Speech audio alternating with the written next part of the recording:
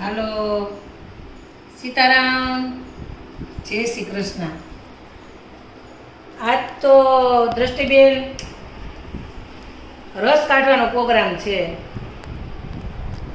તો રસ અને પૂરી અને મગની છૂટી દાળ સાંજે બનાવવાની છે. રસ કાઢવાની તૈયારી થોડીક અત્યારમાં વહેલી કરી નાખી, કેમ કે થોડોક ઠંડો રસ થઈ જાય ને ખાવાની છોકરાનું મજા આવે. એટલે કટકા કરી નાખું કેરીના, પછી બ્લેન્ડર મારી અને ફ્રીજમાં મૂકી દઉં. રસ જરાક ખાવાનો ટાઈમ થાય ત્યાં ઠંડો પડી જાય એટલે કટકા કરવાનો ચાલુ કરી દીધું. એવું છે કે કાલનો બ્લોગ થોડોક બનાવવાનું કે નાખવાનું મોડું થઈ ગયું હતું. વધારે કામ હતું કાલે, વાડીનું આ બધું થોડુંક શાકભાજી વાવવાનું હતું એટલે થોડુંક મોડું થઈ ગયું. એટલે એ બ્લોગ મોડો નખાણો, એટલે બ્લોગ તમે બધા જોઈ લેજો, શેર કરજો અને ફોલો કરજો અમારા બ્લોગને.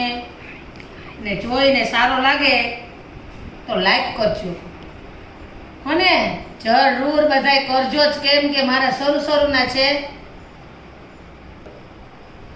શેર તો કરજો જો, મારા બ્લોગ હજી શરૂમાં છે, બહુ સારા છે. કે તમને ફિટ નથી આવતા તો પણ મને કહેજો કે રમાબેન બહુ સારા નથી આવતા, તો કંઈક બીજું વિચારીશું બ્લોગ. તો હવે રસ કાઢી લીધો અને પૂરી લોટ બંધાઈ ગયો પૂરીનો, અને પૂરી બનવાની ચાલુ થઈ ગઈ. રસ કાઢીને ફ્રીજમાં મૂકી દીધો અને પૂરી બનવાની અને તળવાની પણ તૈયાર થઈ ગઈ છે. તો હાલો તળી નાખીએ.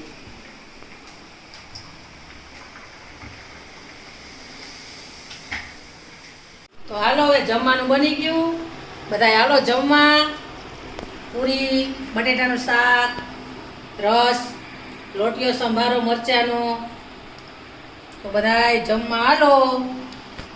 બની શકે, સારો લાગે વિડીયો મારો તો લાઈક કરજો, શેર કરજો, ફોલો કરજો.